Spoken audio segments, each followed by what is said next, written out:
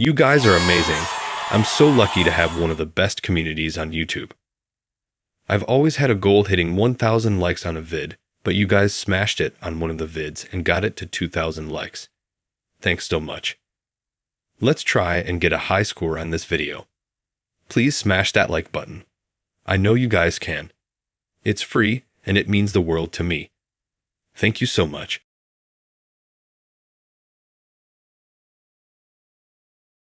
I like to think I'm a pretty decent judge of character.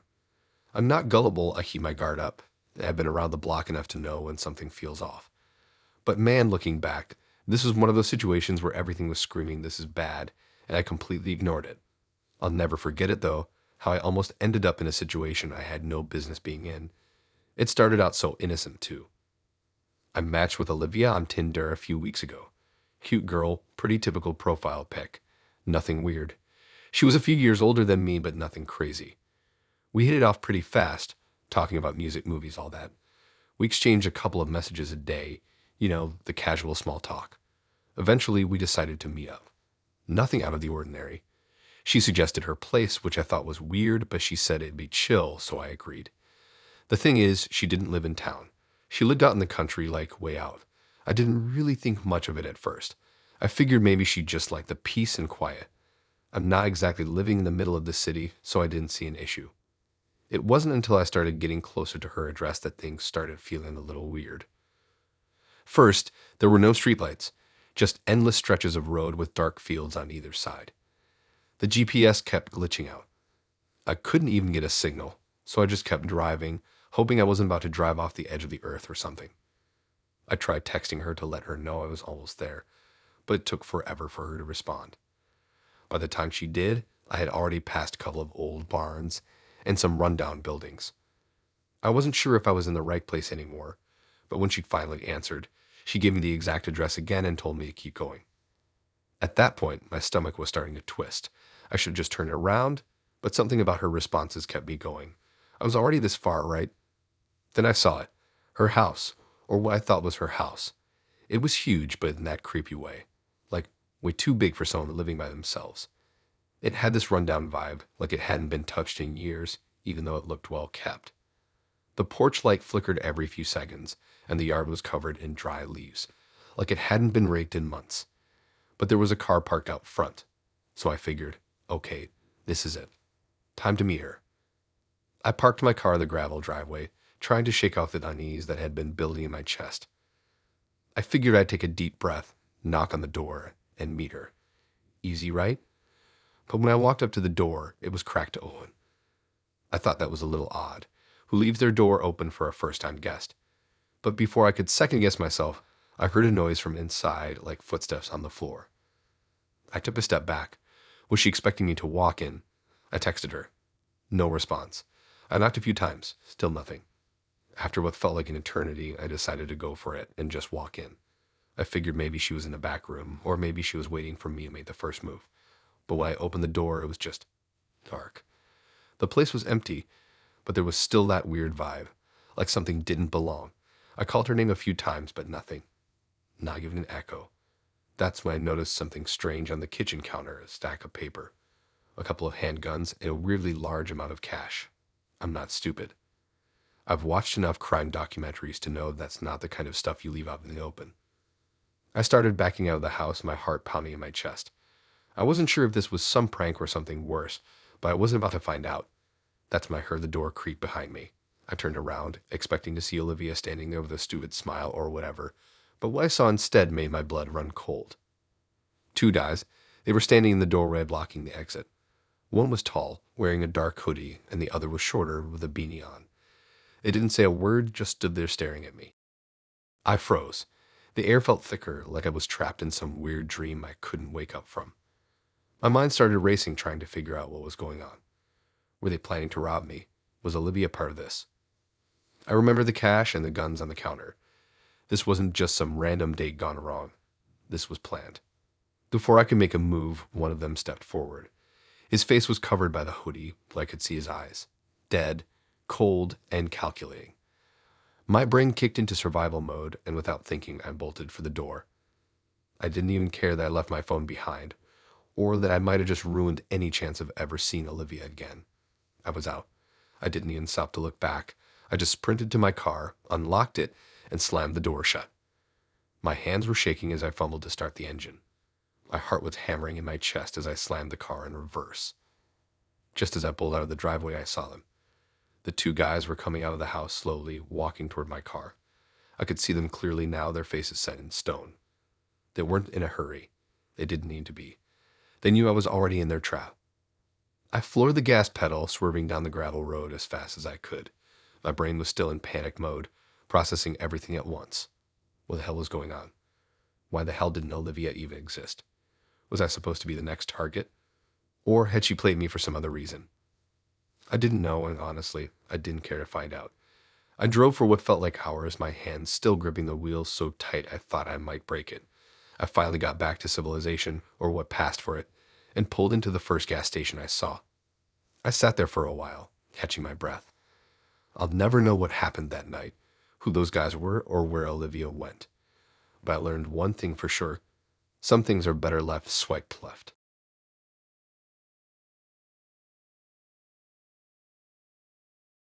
If you thought you heard a bad Tinder date story, just listen to this one. I'm not kidding when I say you would totally freak the hell out after listening to this one. Just imagine if you were in my shoes. So here goes. I'm still not sure if I was just caught up in a weird situation or if I was being straight up played. Either way, I'm never going on another Tinder date again.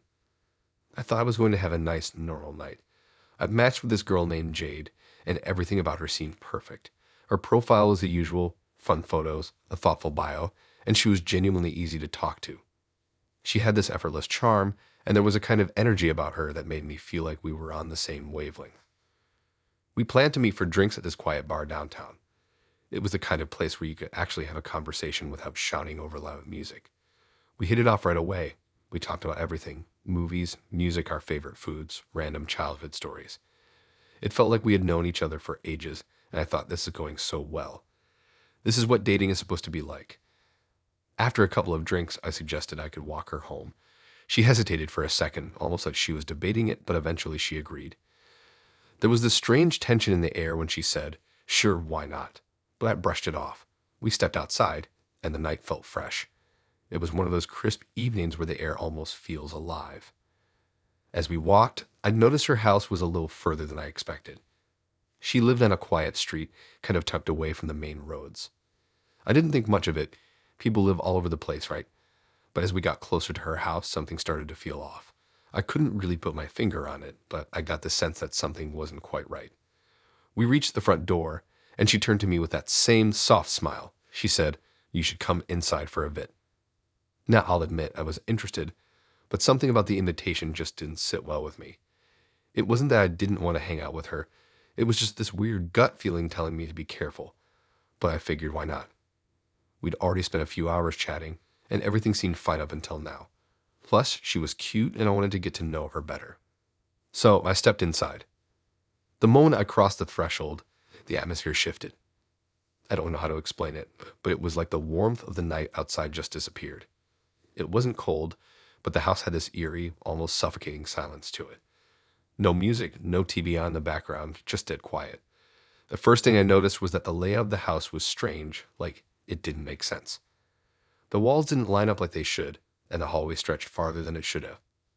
I remember thinking that the house looked a lot bigger on the inside than it seemed from the outside.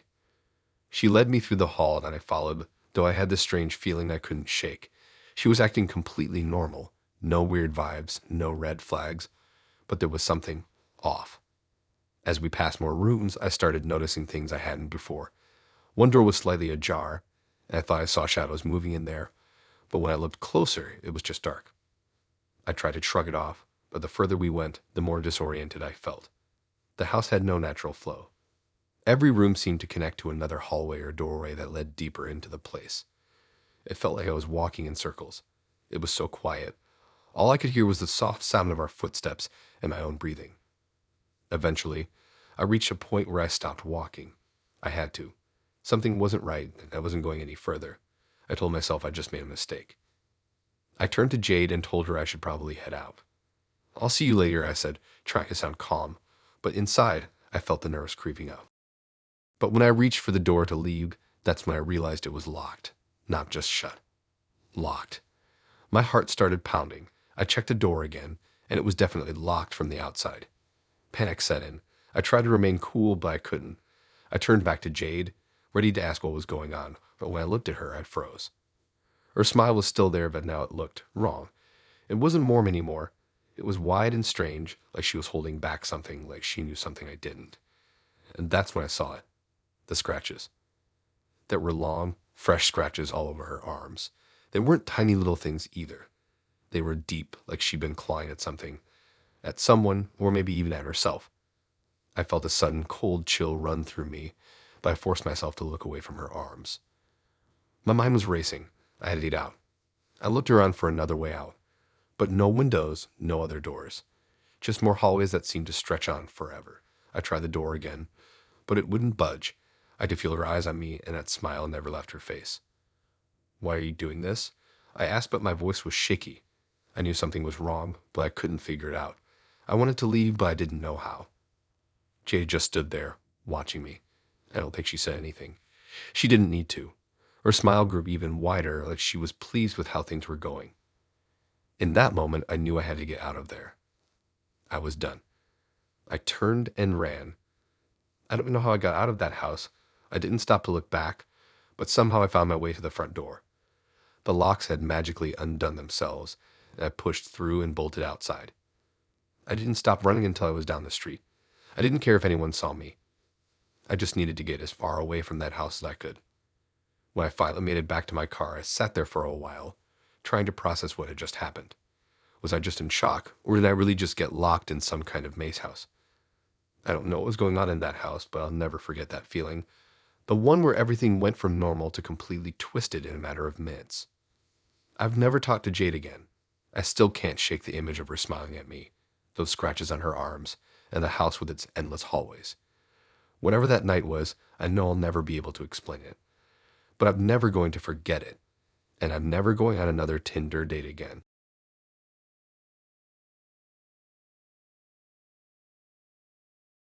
I still can't believe that I've been played. The whole thing was too weird, and now every time I think about it, I just get this strange, cold feeling in the pit of my stomach. I really don't know how to explain it, but let me start from the beginning, and maybe you'll understand why I still can't trust my own memories of that night. So, I matched with James on Tinder. He was perfect. I mean, everything about his profile screamed too good to be true, but I was kind of in that you only live once phase, so I decided to ignore the little voice in my head telling me to be cautious. His pictures looked amazing, like they were taken by a professional photographer or something. He had this perfect jawline, a killer smile, and seemed like the kind of guy you'd see in a magazine. His messages were smooth, witty, and he definitely knew how to keep a conversation going. It wasn't like he was trying too hard either, which honestly made me even more interested. It felt natural and easy. We spent a couple of days chatting, and everything seemed to fall into place. He asked me out, and we decided to meet at this cute little coffee shop downtown. It was the kind of place that had cozy chairs, a weird amount of plants, and old school music playing in the background. Super chill. I thought it was perfect for a first date. Low pressure, just talking over a cup of coffee. Honestly, I was excited. The day of our meeting, I got there a little early just to grab a seat and make sure I wasn't the one who was late. The shop was half full, so I found a table at a window. I had this weird, nervous excitement brewing in my stomach, like you get when you're about to meet someone for the first time, but I was still pretty calm. I took out my phone and shot him a quick text to let him know I'd arrived. He replied almost immediately, saying he was just a few minutes away. Time passed and I started checking the clock every couple of minutes. 10 minutes, then 15. No big deal, right? He could have just been stuck in traffic or running a little late.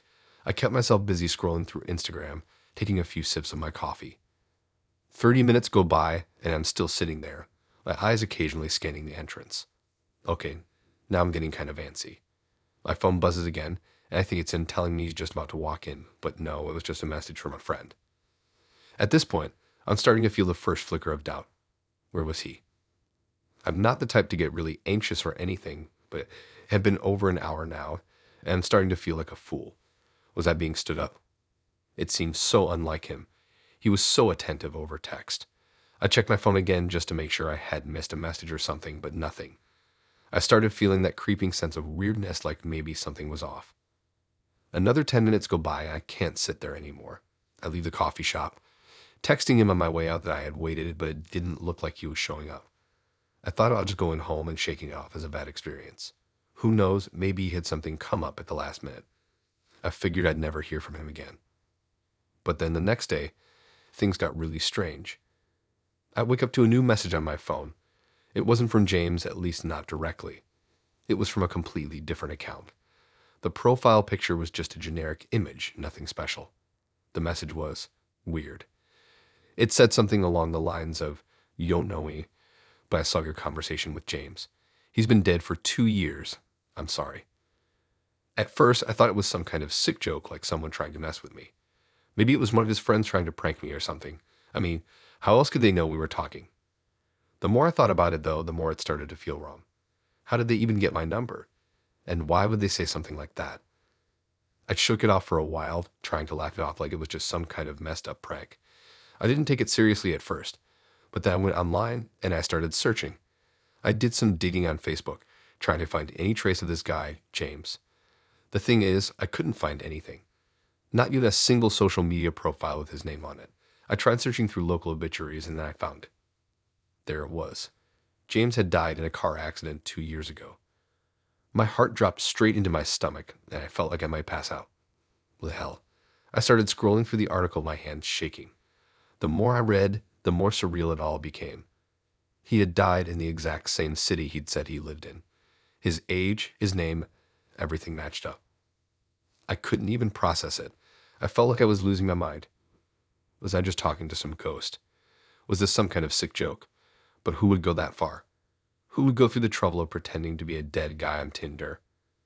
I went back to the message from the new account and stared at it for what felt like hours. It didn't seem like someone who was pranking me. It was too serious, too real. The person who sent it was genuinely sorry. Like they knew something about this that I didn't. My brain kept going in circles. Was this some kind of elaborate hoax? A glitch in the system? Or was something more messed up going on?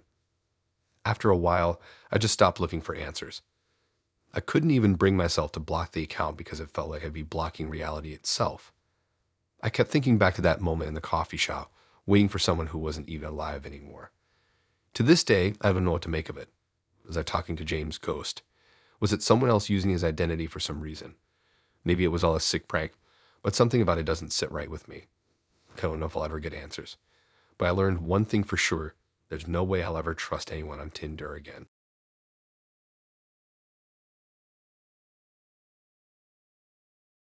So, I need to get this off my chest. This has been eating at me for a while now, and I still can't get over it.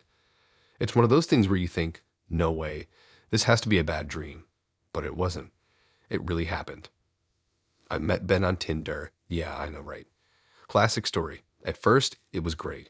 He was funny, easy to talk to, and didn't come off as creepy or pushy like a lot of the guys on there. He was respectful of my boundaries, which is already a huge win. We had a bunch of things in common: movies, music, even our sense of humor was on point. After a few weeks of chatting, we decided to meet up. Nothing fancy, just a casual coffee date. Honestly, I was feeling pretty good about him. I'm not one to fall for someone that quickly, but with Ben, it felt easy. Natural. I didn't expect anything crazy, but he seemed like a decent guy. The first date was fine. We talked for hours, got along great, and he wasn't weird about anything. We went out a few more times after that, and everything still seemed normal. He was affectionate, thoughtful, always making sure I was comfortable. He'd text me throughout the day, check in, make me laugh. It felt like I had finally met someone worth spending time with. But then things started getting a little weird. I didn't notice it at first, but over the next couple of weeks, Ben started showing up at places I'd be with my friends. We'd plan something random, like going to this cool new bar or hanging out at a coffee shop. And then out of nowhere, Ben would be there. He casually mentioned that he was just in the area and decided to stop by. At first, I thought it was a coincidence. I mean, people do go to the same places, right? But it kept happening. Every time I'd be with my friends at a different spot, Ben would appear. It was weird, like way too weird. I started to feel uncomfortable. I didn't even mention it to him at first because I didn't want to sound crazy, but after a few more times, it was obvious. It wasn't a coincidence anymore. I was starting to feel like I was being watched or something. I couldn't take it anymore, so one day, when he showed up at a bar I was at with my friends, I pulled him aside. I asked him why he kept showing up like that. I wasn't mad, I just wanted to understand. He seemed really confused, like he didn't know what I was talking about. He swore that he hadn't been following me, that he was just in the area again and happened to stop by. He even laughed it off like it was nothing. But I wasn't laughing. I felt like I was losing my grip on reality. The next day, I started thinking. I couldn't shake the weird feeling that something wasn't right. Maybe he was just really into me. But still, it didn't explain why he was always showing up at the exact places I was. So I did what any normal person would do in a situation like this. I started digging. I went through his social media accounts, looking for anything that could explain his behavior. That's when I found it.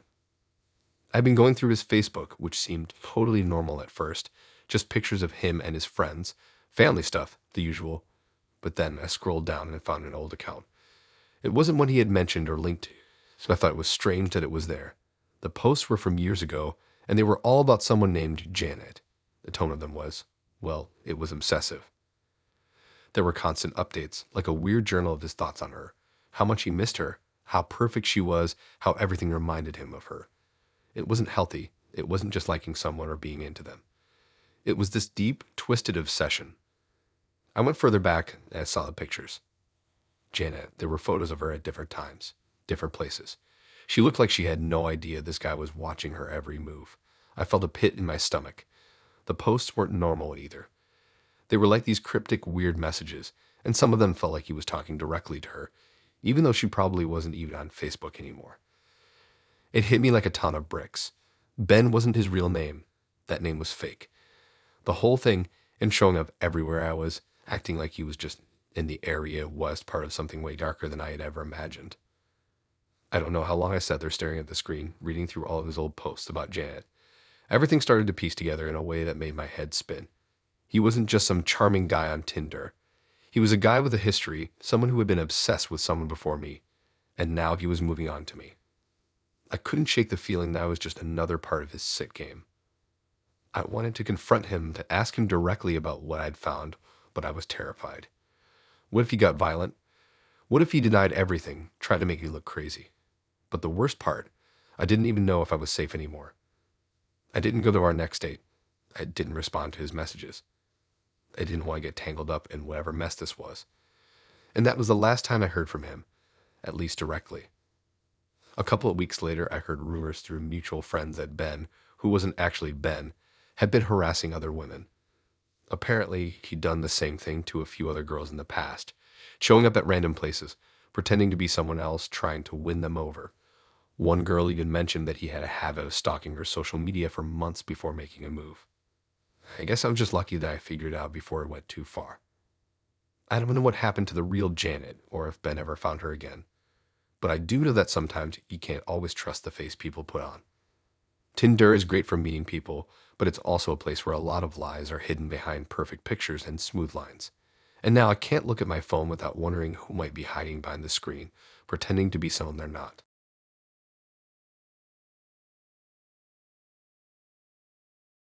I wish I could just forget it, but it's one of those things that sticks with you, no matter how much time passes. Let me start from the beginning. I was just scrolling through Tinder like I do every now and then when I'm bored. Nothing new, just looking at random profiles. Most of them were the usual. People posting their gym pics, some funny captions, the occasional travel shot. I wasn't expecting anything special, but then I saw her.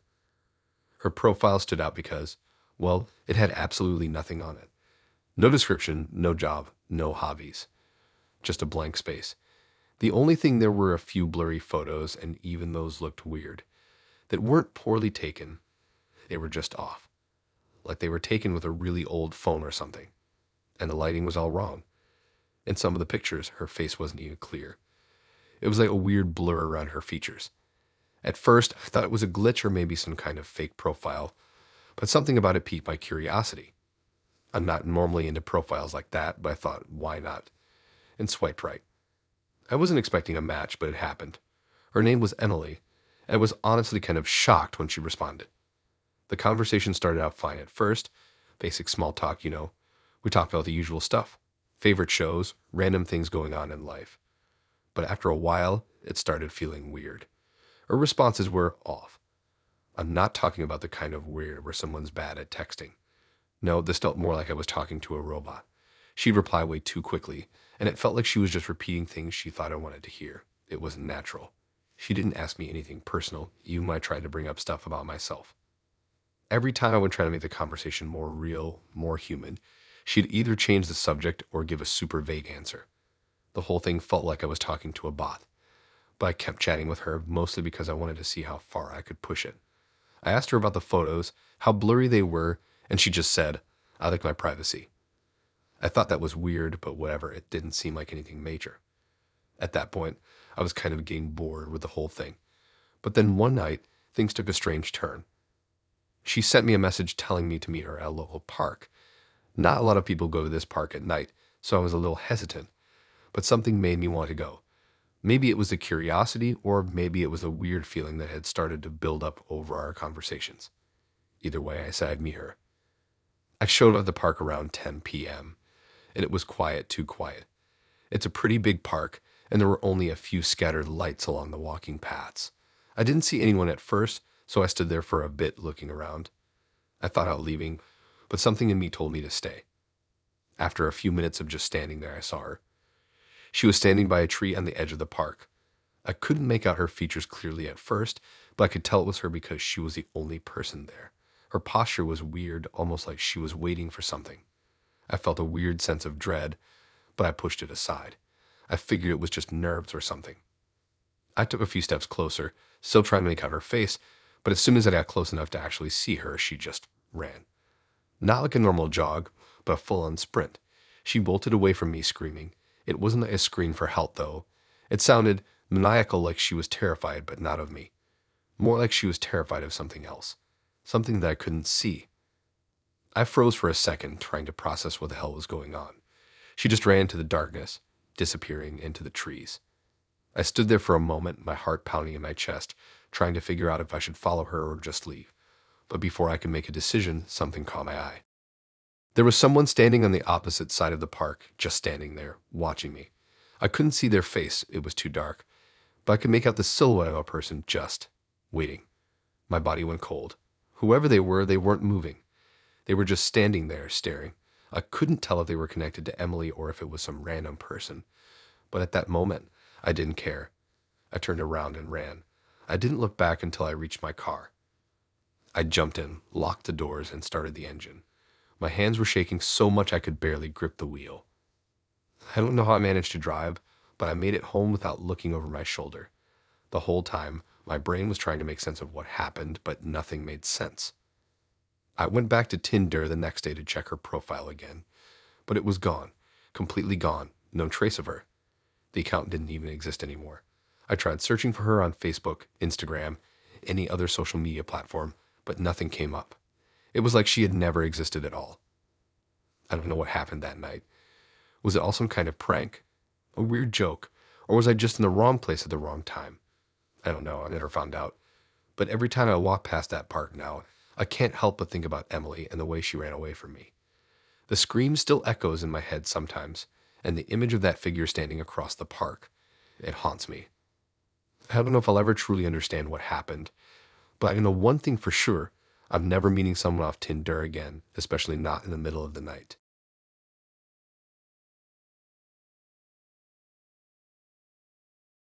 I still can't believe what happened. Honestly, I'm pretty sure this guy was trolling me, but the whole thing was so weird I just had to tell someone. It was the kind of situation where I couldn't decide if I was annoyed, freaked out, or just plain confused. It all started with a random match on Tinder. His name was Philly, and his profile wasn't anything out of the ordinary. He had some regular pictures, nothing that screamed red flag, and a pretty basic bio. He seemed like a chill guy. I swiped right and figured we'd just chat for a bit. I know you're probably already thinking this is gonna be some typical horror story, but trust me, this is a whole new level of weird. At first, our conversation was super normal. We talked about basic stuff, what we do for fun, favorite shows, random stuff like that. I wasn't really expecting much, but he seemed fine. I didn't feel any weird vibes or anything. It was like talking to any other person on Tinder. He was a little flirty, but nothing that made me uncomfortable. But then, out of nowhere, He asked me to call them daddy. I thought he was joking. I mean, Tinder is full of people saying weird things or making silly jokes, right? So I laughed it off and said, haha, no, I'm good. But then it happened again.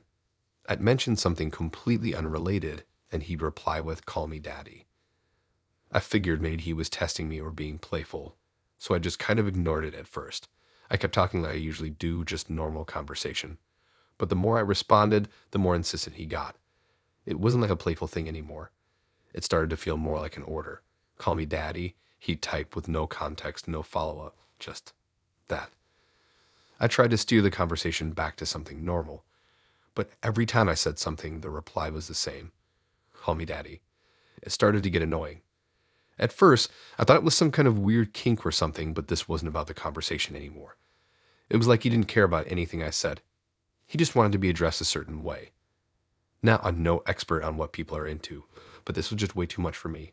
I started to feel uncomfortable. It wasn't playful anymore, and honestly, it felt more like a demand than a request. The weird part was it wasn't like he was asking for anything in return. He didn't say anything sexual or suggestive. It was just this strange, constant need to be called daddy. And the more I refused, the more it was shoved in my face. It wasn't long before I realized I wasn't dealing with someone who was just a little weird. I was talking to someone who was probably playing some kind of power game. And that was not the type of vibe I was looking for. So I started ignoring the messages. I just left him on read. I didn't think he'd get the message, but I hoped he'd take a hint. But no, he didn't stop. Even when I wasn't responding, he just kept texting. It was like I had this constant notification reminding me of how awkward this whole situation had become. Every time I unlocked my phone, there was another message from Philly saying the same thing. Call me daddy. I couldn't take it anymore. It wasn't just annoying. It was straight up uncomfortable. The fact that you wouldn't take no for an answer was a huge red flag. It felt like I wasn't even a person to him. I was just someone who needed to play along with his weird, obsessive request. I didn't know if he was messing with me or if he was being serious, but either way, it was crossing boundaries. At this point, I felt like the only option was to unmatch him. So that's exactly what I did. I didn't even give him a heads up. I just unmatched him and moved on. It was the best decision, honestly. But here's the thing. Even after unmatching him, I kept thinking about it. It didn't sit right with me. Why would someone be that insistent over something so strange? Was he just trolling? Was this some kind of weird test to see how far he could push me? I did a quick search for him online, nothing too invasive, just checking his social media to see if he was posting anything about Tinder or about our conversation. I didn't find anything weird there, but the whole situation still felt off. It made me question a lot about how people act online. You never really know who you're talking to, even if they seem normal at first. Looking back now, I still don't know if Philly was being serious or if he was just a troll. Either way, I'm glad I cut things off when I did. I've learned that you never really know who's behind the screen, and people can be really weird and persistent in ways you wouldn't expect. I haven't been on Tinder much since then. Maybe it's just the weirdness of that whole interaction, but something about it still makes me feel uneasy. I don't know if I'll ever understand what was going on in his head, but I'm just glad it's over. So, moral of the story. If someone tells you to call him daddy every chance they get, even if it's not in a joking way, just unmatch them. Save yourself the weirdness. Trust me.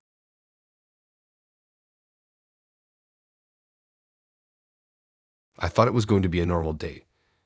Casual, fun, just a kind of night where you meet someone new and see where things go. I matched with this guy named Jeff on Tinder, and we've been chatting for a few days. He seemed nice enough, a little shy maybe, but that's not exactly a red flag. We decided to meet up for coffee at a cafe downtown that had a chill vibe. Not too busy, not too quiet, just right for getting to know someone. When I first saw him, he was pretty much how he did in his photos. Tall, a little scruffy, but in a good way. His smile was warm, and I thought, okay, this could be fun. We greeted each other, and he complimented me right away. I won't lie, I was flattered, but it wasn't anything too over the top. It felt genuine. We grabbed our drinks, and the conversation flowed naturally. We had a lot in common, shared interests, mutual friends, all that typical first date stuff. But then, after about half an hour, Jeff leaned in a little closer. I didn't think much of it at first.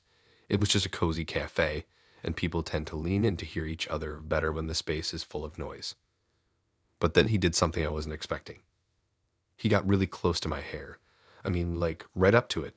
I could feel his breath near my ear, and for a second, I thought he was going to say something really personal. Instead, he said, "Your hair smells really good." I didn't know how to react. I wasn't uncomfortable at first, but I also didn't know if it was a little odd. It wasn't something that's said to me often, but I brushed it off as maybe just a weird compliment. I thought it was kind of cute at first. He wasn't being aggressive or creepy. It felt like a flirty remark, and I figured he was just nervous or trying to be charming. After all, we were on a date and people get nervous. I laughed it off, said thanks, and kept talking. But then it kept happening. The more we talked, the more I realized he was just staring at my hair, like really staring. I could feel his eyes on it, and every few minutes, he would glance at it like he was trying to figure something out. It was starting to get a little weird. I'd move my head to the side to adjust my hair, and he would immediately shift his gaze to follow it. I started to feel a little uncomfortable, but I didn't want to be rude. I mean, maybe he just really liked my hair, right? That's not something you get called out on every day, so I was trying to just roll with it. Still, there was this underlying feeling that something wasn't quite right. As the date went on, I thought maybe I was just overthinking things. I'd noticed some weird little signs, like how he would lightly touch his own hair when we talked about styles or how he kept bringing up the topic of hair care. It was definitely strange, but I kept telling myself it wasn't a big deal. Then the end of the date came. We had been sitting there for about 2 hours, and I figured it was time to wrap things up. I had a good time overall, but this whole hair thing was starting to wear on me. As we stood up to leave, Jeff did something that completely made my stomach drop. He reached into his bag, pulled out a pair of scissors, and just held them up. I froze. I didn't know what he was going to do. He looked at me with this weird, almost intense look in his eyes. And then he asked if he could cut a piece of my hair to keep. I'm not kidding. He seriously asked me if he could cut my hair and keep it. In that moment, I felt this sick feeling wash over me. It was one thing to make weird comments about my hair, but this crossed a line that I couldn't ignore. I immediately told him no, and I was pissed. I told him straight up that he was being a creep and that I wasn't interested in him anymore. He looked kind of confused at first, but I didn't care.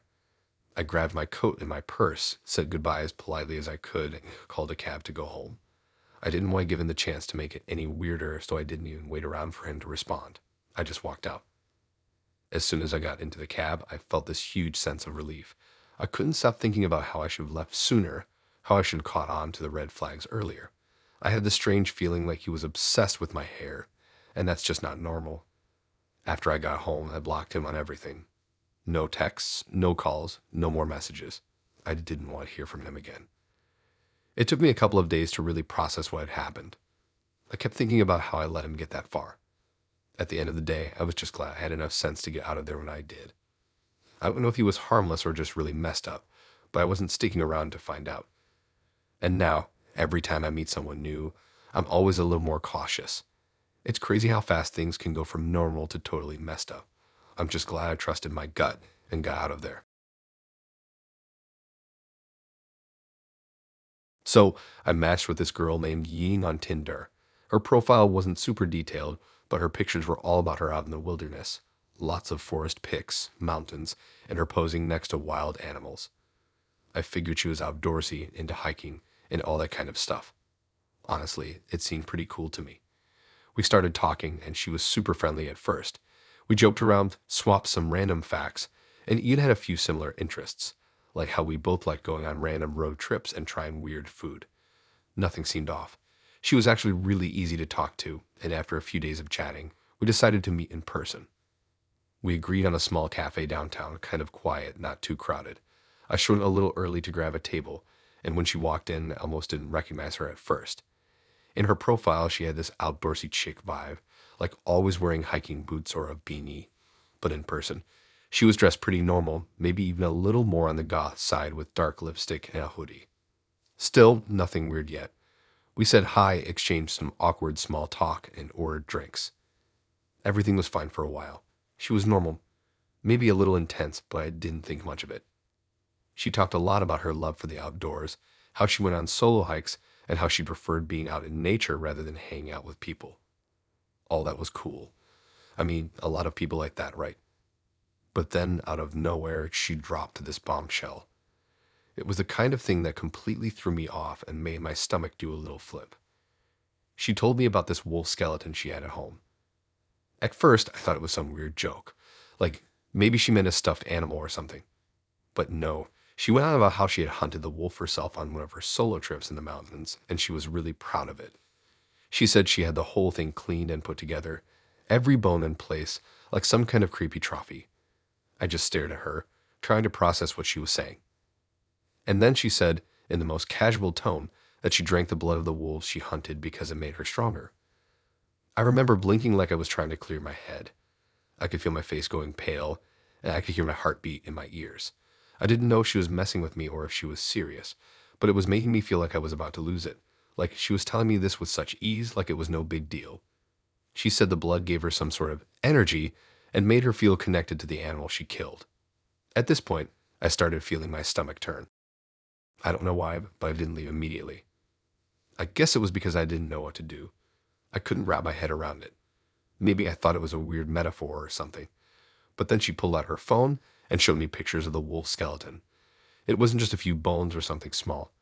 It was the full thing, like it had been painstakingly put together with all the bones intact. She had this weird, proud smile as she showed me the photos. I couldn't look at the screen anymore. I had this sudden, overwhelming urge to vomit, and my body kind of went into autopilot. My stomach felt like it was flipping over and over, and I just couldn't hold it in anymore. I'm not proud of it, but I ended up puking right there at the table. It was all over the napkins, and I couldn't stop myself. I just felt completely grossed out and overwhelmed. She didn't seem freaked out. She didn't apologize, didn't even seem to care that I just puked in front of her. She actually looked more curious, like maybe she was waiting for me to ask more questions about it. Like maybe she thought it was a cool thing to talk about. It made me feel like I was in some nightmare I couldn't wake up from. I wiped my mouth and got up to leave as quickly as I could. I don't even know if I said anything. Probably not. I was too shaken up. I grabbed my jacket, shoved my phone in my pocket, and bolted for the door. I didn't want to be there anymore. I didn't want to look at her. Didn't want to hear her talk about wolves or blood or whatever strange thing she was into. It was way too much for me. I couldn't even look back. I just kept walking, and I squared I could feel her eyes on me as I left. I went outside, took a deep breath, and immediately called a cab. I didn't even know where to begin processing what had just happened. I got in the cab, slammed the door behind me, and sat there trying to calm my breathing down. I didn't even text her. I blocked her on Tinder, on everything. I still don't know what to think. Was she serious about the whole thing, or was it just some strange game? I mean, I get that people have weird hobbies, but that's just crossing the line. I tried to tell myself maybe it was some bizarre act of attention seeking or just a phase she was going through, but that didn't make me feel any better. The whole thing is still burned into my mind. I haven't even thought about Tinder since, to be honest. I don't know I'll ever be able to shake the image of her proudly showing me that wolf skeleton. I don't care how strong she thought drinking its blood made her. What kind of person does that? Anyway, after that night, I deleted the app. Maybe it's traumatic, but I'm not willing to take chances anymore. I learned that some people are just way too out there for me to deal with. And honestly, I'm glad I got out of there when I did. I don't even want to imagine what might have happened if I stuck around. So I met this girl on Tinder. Her name was Mia, and at first, everything seemed pretty normal. We started chatting, and she seemed cool. I mean, I was pretty cautious because I had heard all those stories about people being fake on Tinder, but Mia was different. She seemed like a real person. Her profile was full of regular pictures, nothing too edited or weird. She had a nice smile, and she seemed genuine. We started talking for a couple of weeks, and during that time, we exchanged messages pretty regularly. She seemed like she had her life together, worked a full-time job, and even had some hobbies. We talked about movies, books, random stuff like that. Nothing seemed off. We eventually agreed to do a video call one night, just to see each other face to face. I'd done video calls with people before, so I wasn't worried. When we finally did, she looked exactly like her pictures. No weird lighting or angles, no strange filters. She seemed real, and honestly, it felt like things were going pretty well. Then one day, she mentioned her work situation. She told me she had some big loans she was paying off, and she was working overtime to keep up with them. At first, I didn't think much of it. I mean, a lot of people deal with financial stuff, right? But then, a few days later, she hit me with something I wasn't expecting. She asked if I could help her out by covering one of her loans. Apparently, if I helped her, she wouldn't have to work that day, and she'd come see me instead. She said it'd be really helpful because she was getting exhausted from all the overtime. I'll admit I felt bad for her. I mean, she'd been super nice, and we've been talking for a couple of weeks now. We even did the whole video call to prove we're not catfishing each other thing. So I didn't think it was too weird to help out a bit. Plus, I had some extra savings lying around, and it seemed like a good cause. Maybe it was a little impulsive, but I genuinely wanted to meet her in person and thought this might help her out. She told me the amount she needed, $1,000, and I hesitated for a second. But then she said if I did it, we could finally meet. She could come over and we could spend time together. And honestly, I was kind of excited about the idea.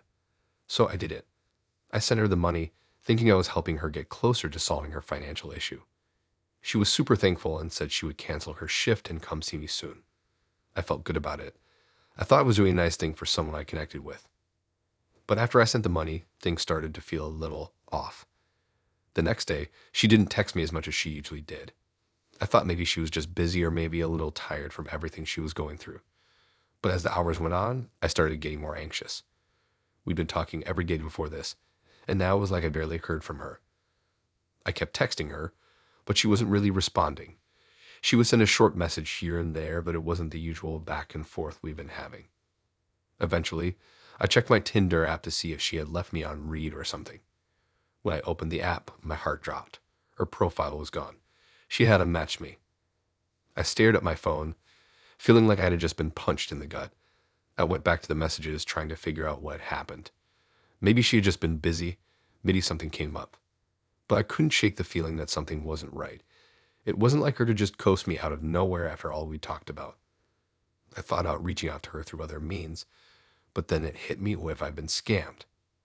I sat there for a minute trying to shake the sinking feeling in my stomach. Then I started thinking about everything she had told me. The job, the loans, the overtime. Everything started to sound a little too perfect.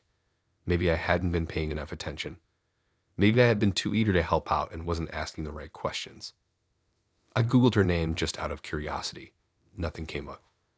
No social media profiles, no trace of her anywhere outside of Tinder. That was strange. But then again, maybe she was just a private person. I wasn't sure. But then I started digging deeper, and that's when things got really weird.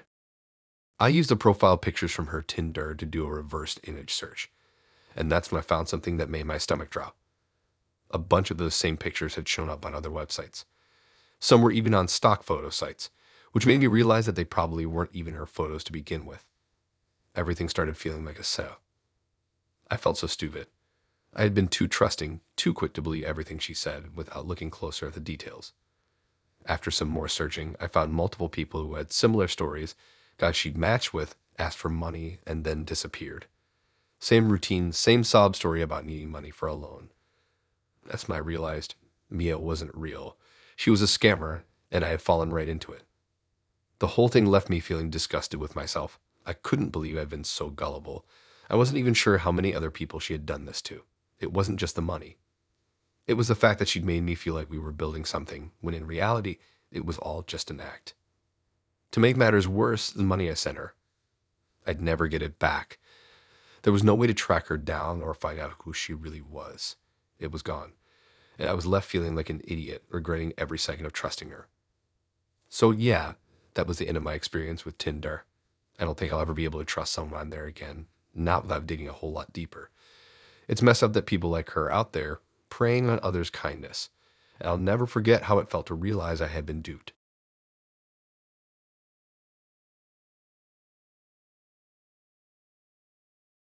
So this is probably one of the weirdest, most uncomfortable dates I've ever been on, and I can't believe I didn't just walk away sooner.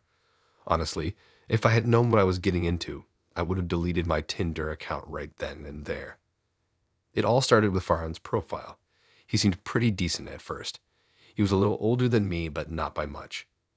He had these charming pictures, like the typical outdoorsy guy, hiking, some cool shots in a city, and a few with friends. We matched after a couple of swipes, and I thought, why not? He seemed interesting. His messages were casual at first, just the usual, hey, and how's it going, type of stuff. Nothing out of the ordinary. He even mentioned he was into photography and had a lot of great shots he'd taken himself.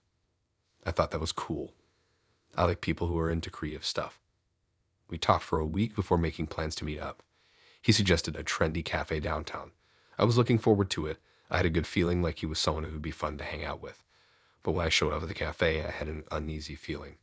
I can't explain it, but there was just something off about the vibe. When I saw Farhan, I was taken aback. He looked like a totally different person than in his photos, nothing major, but he was shorter than I expected, and his clothes didn't look as stylish as in his pictures. I brushed it off, though. I mean, we all post our best pics on dating apps, right? We grabbed coffee and sat down. It was nice at first, just two people getting to know each other. But after a little while, things started to take a weird turn. He started making little comments, but in a way that didn't seem normal. At first, I thought he was joking, but it quickly became clear that he wasn't. He told me straight up that I had a nice face, but I could use some work on my body. I wasn't sure what to say. I didn't think it was something a person should say on a first date, but I figured maybe he just had low social skills. It didn't stop there. He kept going. He said something like, "You have great potential. If you got implants, you'd be more attractive. Like your body would look so much better if you just put a little work into it." I felt my stomach drop. I couldn't believe what I was hearing. Was this really happening? I was shocked, to say the least. I'd heard about people being blunt, but this felt wrong. I tried to laugh it off, thinking he might just be awkward or maybe I misunderstood. But no, he doubled down.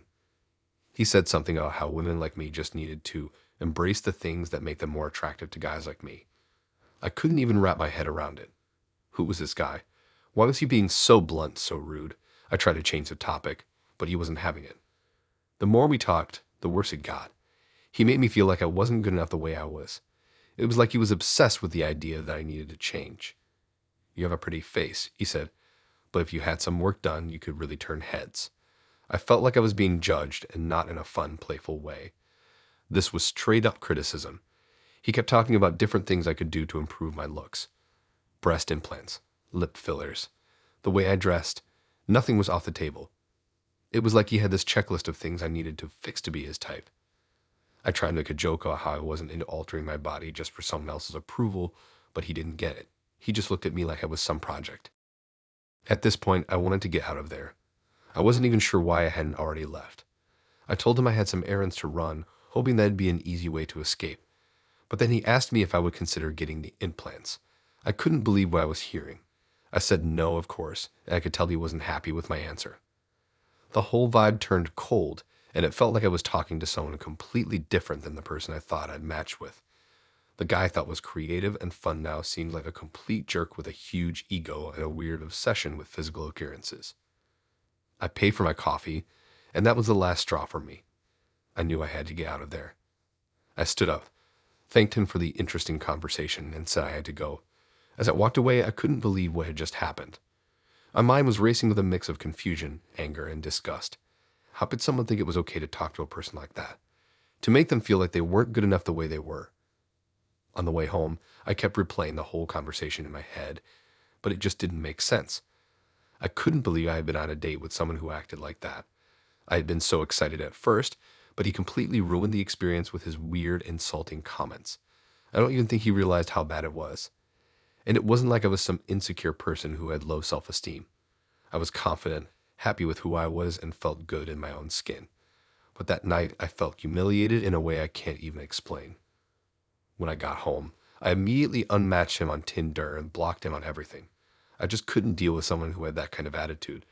But even now, weeks later, I still think about it sometimes. I can't believe people like him exist. How could anyone be so obsessed with someone's looks to the point where they try to make them feel bad about who they are? It really messed with my head for a bit, but I guess it's a reminder that not everyone on these apps has good intentions. I've since met some great people, but I'll never forget that date with Farhan. It was a reminder that sometimes people will show you their true colors on the first date, and it's better to walk away as soon as you see them.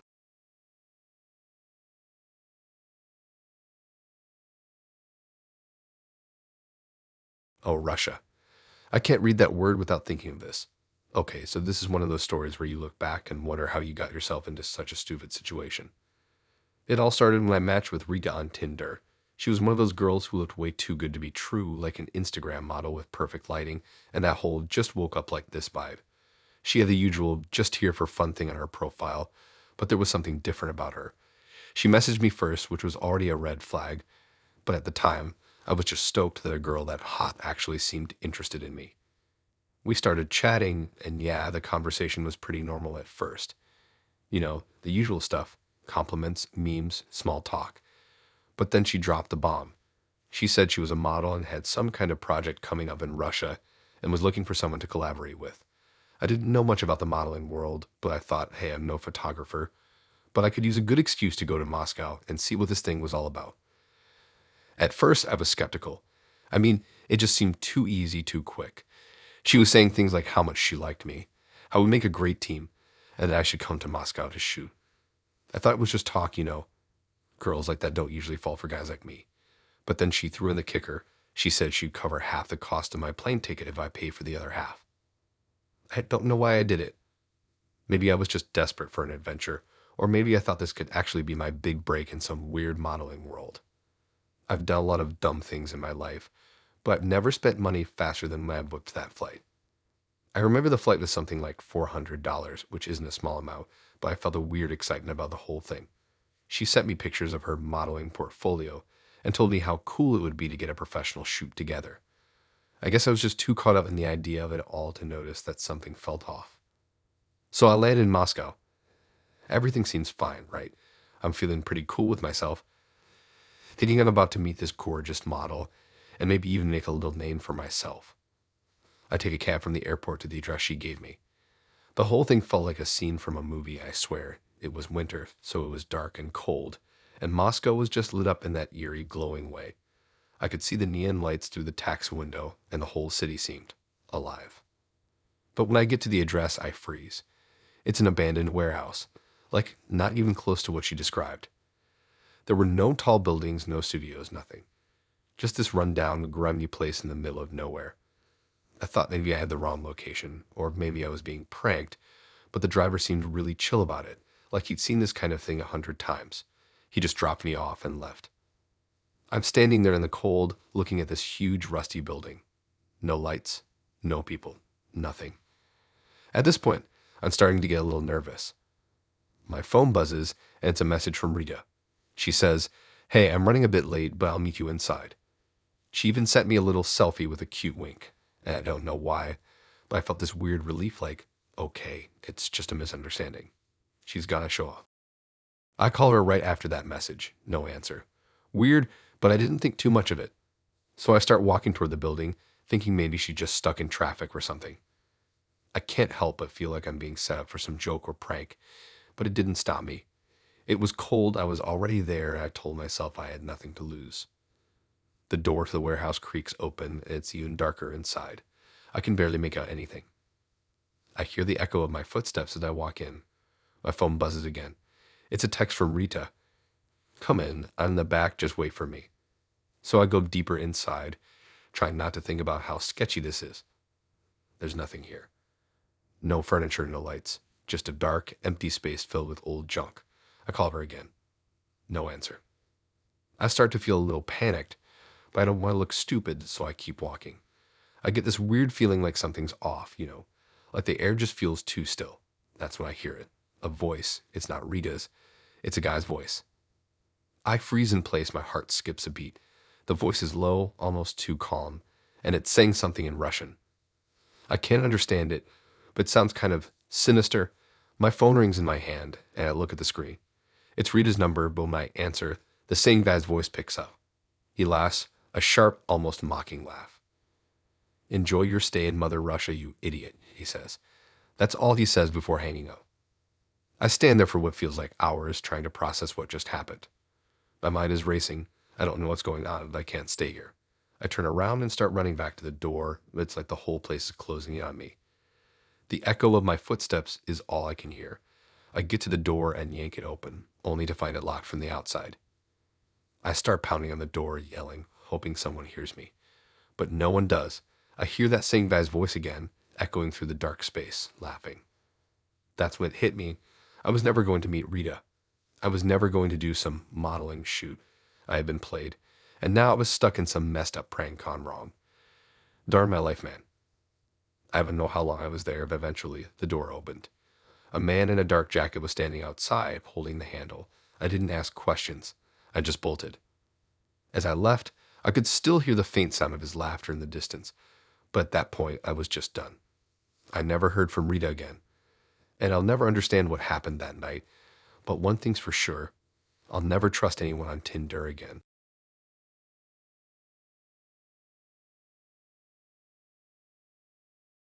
This one's gonna sound insane, but I swear, it's 100% true.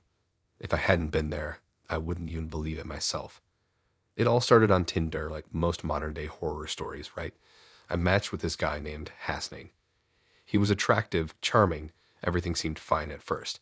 He had this cool, laid back vibe, and his pictures were full of travel shots, sunsets, and all that I'm living my best life stuff.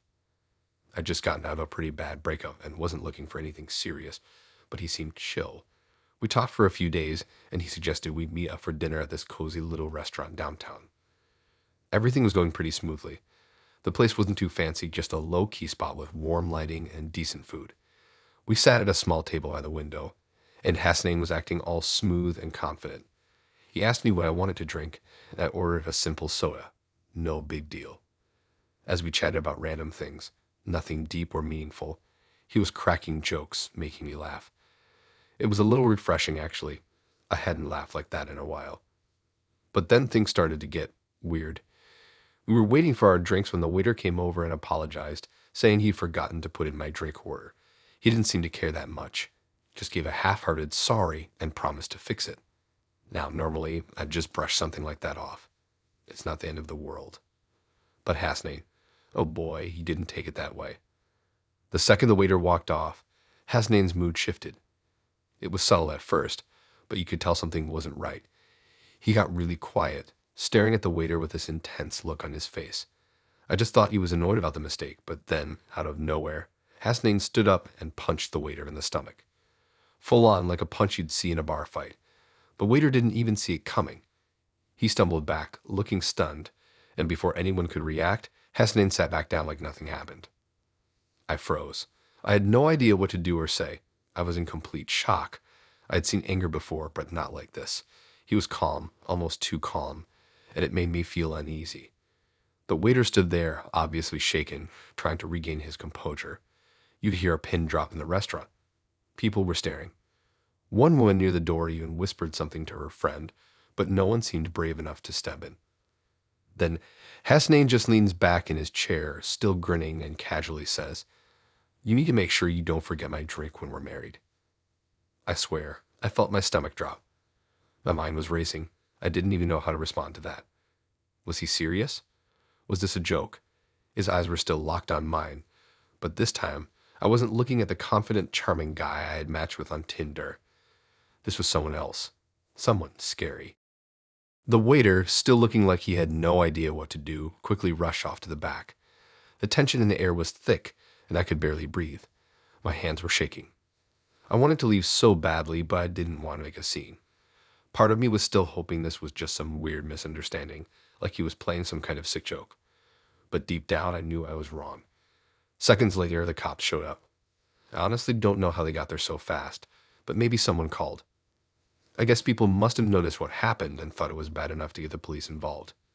I was still sitting there in disbelief as Hasnain's face went from cocky to annoyed. He didn't even look fazed as the officers approached him.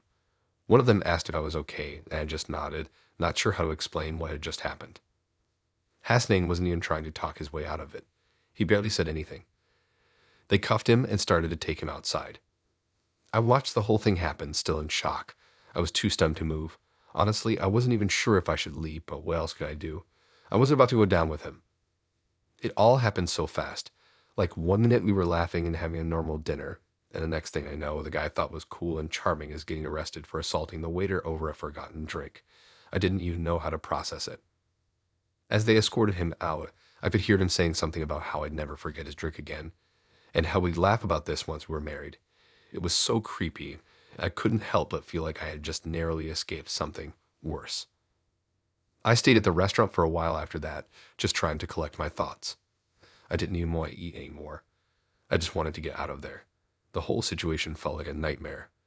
Like, how had I gone from meeting someone who seemed totally normal to This, I'm pretty sure everyone in the place was talking about it, but no one approached me. I don't know if they felt bad for me or if they were just trying to process what happened, but I could feel their eyes on me the entire time. It was awkward, and I couldn't wait to get out of there. I did eventually leave, but not before the manager came over and apologized for everything. He gave me a discount on the meal, but honestly, I don't think I cared at that point. I just wanted to get out of there as quickly as possible. I blocked Hasnane on every social media platform and never looked back. I had the feeling that maybe I had dodged a bullet that night. So, yeah, Tinder dates are scary enough without things escalating like that. I don't know if he was playing some kind of weird, messed up game or if that's just who he really was, but either way, I'm thankful I didn't end up in his life any deeper. That night was a nightmare, and I'll never forget it. I guess some people really can hide who they are until it's too late.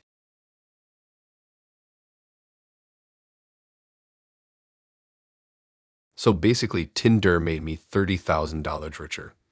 It's not how you think. The truth will blow your mind.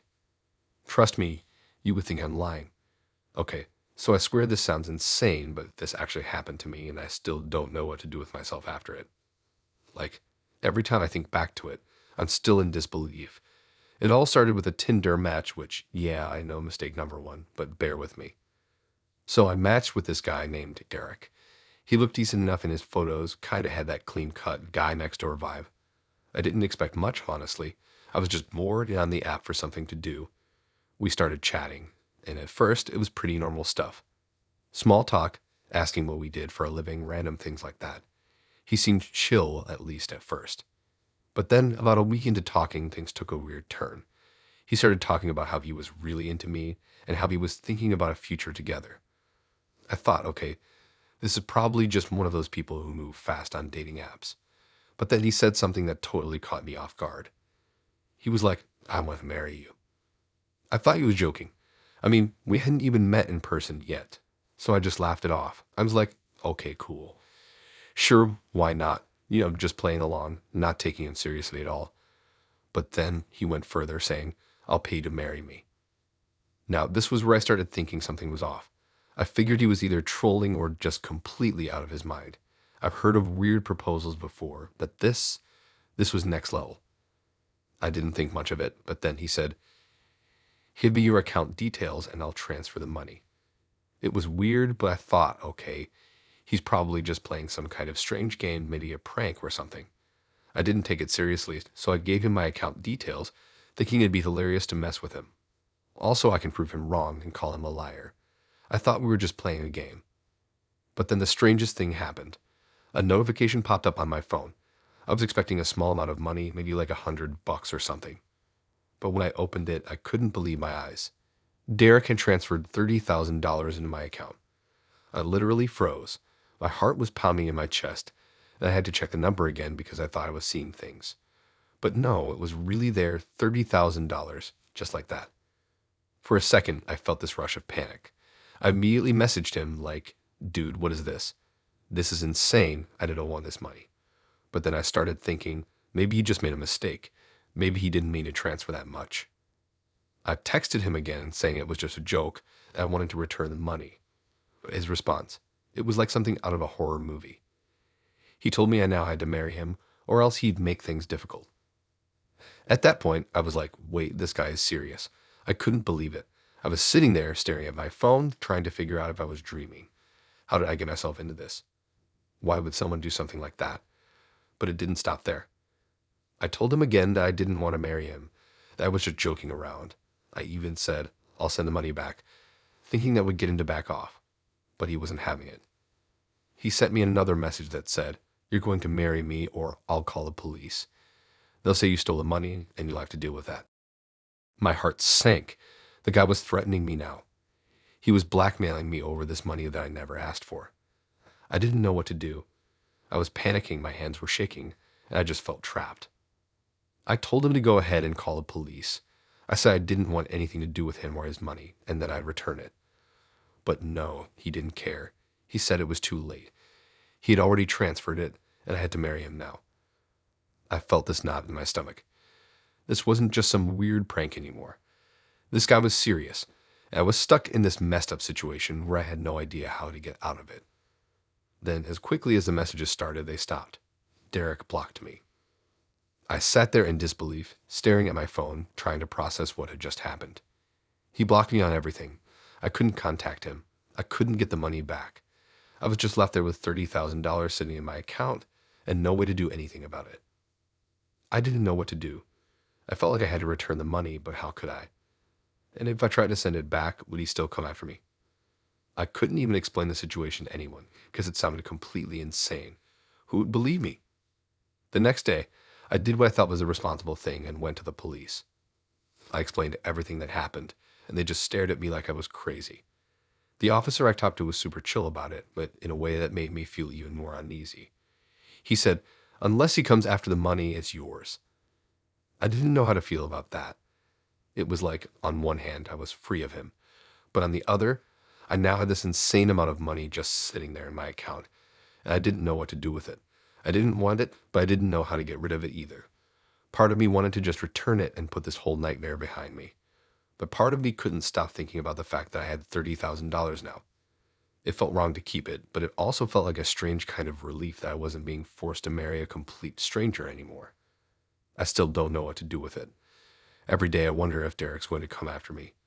Maybe he'll find a way to track me down and get the money back, or maybe he'll just leave me alone. Either way, I can't forget that this weird, twisted situation even happened. It's crazy how one little match on Tinder can turn into something like this. I'm just glad it's over. But now I'm stuck with this money, and I have no idea what to do with it.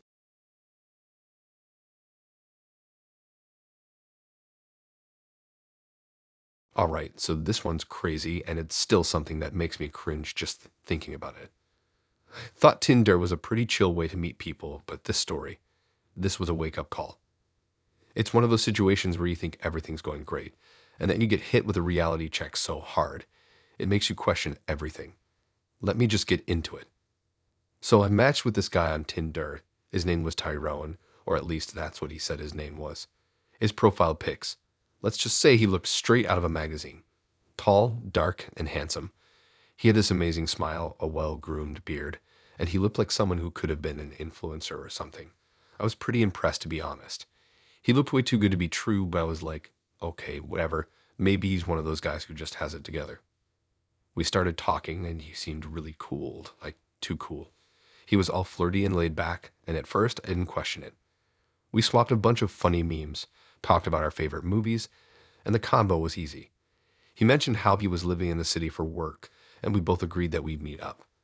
So we set a date to meet at a Starbucks because, honestly, I wasn't trying to go all out with some crazy expensive dinner just to get to know someone. I didn't think much about it until the day of the date. I was excited, yeah, but also a little nervous. I mean, meeting someone off Tinder is always a bit iffy. But I figured even if he was just average in person, it'd still be fun to meet someone new. I get to Starbucks early because, I'm that type of person who likes to show up on time or a little earlier. I grab a coffee, sit by the window, and scroll through my phone, trying to distract myself. I keep thinking about what Tyrone looks like, what he might say when we meet, and whether or not this could actually turn into something decent. I check the time again. 10 minutes passed, no sign of him. I'm not worried yet. 15 minutes go by, still nothing. Then I see this guy walk in, and something doesn't feel right. He's looking around the cafe, kind of confused. I glance up, and at first, I think, okay, he looks kind of familiar, but then I realize it's him. But it's not the Tyrone from his pics. This guy is younger than me, probably 20, maybe 21 at the most. He has this really awkward vibe, wearing a hoodie and jeans, just not at all what I expected. My first thought, this is a joke. This can't be him. But he starts walking toward me, and I'm like, okay, maybe he's just not dressed up, whatever. But the whole thing feels off. He gets to the table, stands there for a second, and then says, "Hey, Avastin, are you Sarah?" I blinked a few times like maybe I'm just hallucinating at this point. I nod slowly, and he sits down. I'm trying to process this in my head. Aston. His name's supposed to be Tyrone. What the hell is going on? So I do the obvious thing and ask him about it. He just laughs awkwardly and says something about how he's just been using a different name online for fun. Okay, that's weird, but fine. But the more he talks, the weirder it gets. His voice sounds different, and his personality is nothing like the confident, flirty Tyrone I was talking to online. He's this shy, nervous kid. He keeps fidgeting with his phone, not making eye contact, and even though we've been talking for a while on Tinder, it feels like we're meeting for the first time in person, and not in a good way. I'm still in a bit of shock, so I just kind of go along with it. Maybe it's just nerves, right? He probably didn't know how to meet someone in real life after chatting online for so long. I keep asking myself, is this a joke? Did he really think I wouldn't notice the difference? Anyway, we sit there making small talk, and the more we talk, the more I feel like I'm wasting my time. He's not anything like what I was expecting. He doesn't even look like the same person. I'm starting to realize this is a total catfish situation. Not even close to the tyrant I was talking to. This guy is some awkward 20-year-old kid named Aston who doesn't know how to hold a conversation. At one point, I try to be nice about it. I mean, he's still a person, and maybe he's just having a weird day. But the whole time I'm thinking, why would you do this? Why would you use fake pictures and lie about your name? It just felt like such a slap in the face, and honestly, I was pissed. As we're wrapping up the date, I can't shake the feeling that I've been completely played. He's still being all awkward and nervous, and I'm just trying to finish my coffee and get out of there. Here's where it gets really weird. As I'm getting up to leave, he says, "I'll text you later." I look at him thinking seriously, "You'll text me later." Dude, I'm not even sure I want to talk to you after this whole disaster. I just nod and give him the benefit of the doubt. Maybe I'm overreacting. I leave the Starbucks, and by the time I get home, I'm over it. I'm thinking about texting him to let him know how weird it was, but then, like an idiot, I check my phone. I see a message from Tyrone. He's still using the same fake name, and now I'm just straight up annoyed. I'm about to block him when I get a notification from him saying, "Please get my girlfriend." So yeah, I ended up blocking him, deleting the app, and honestly just trying to forget the whole thing ever happened. It felt like a bad dream, and I didn't want to deal with the stress anymore. But to this day, I'm still wondering how many other people this Tyrone had done this to, and if any of them got caught up in his mess like I almost did. Looking back, I don't know why I didn't catch it sooner. I guess I was just caught up in the moment and didn't think someone would go to such lengths for an online persona. It's a strange world we're living in Tinder. Well, let's just say I'm not touching it again anytime soon.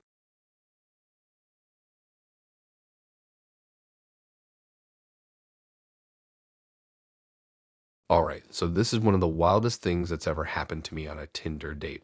And trust me, I'm still not sure if I should laugh or be mad about it. I'm gonna be honest, I almost didn't want to share this because I still can't believe it happened. But here goes, and I hope it serves as a cautionary tale for anyone who's willing to take a chance on some random person you meet on a dating app. So, I matched with this guy named Greg. He looked normal enough, seemed like he had a good sense of humor, and his profile said he was into movies, food, and comic books. I mean, that's all right, right? Pretty standard stuff. We started chatting, and the conversation was decent.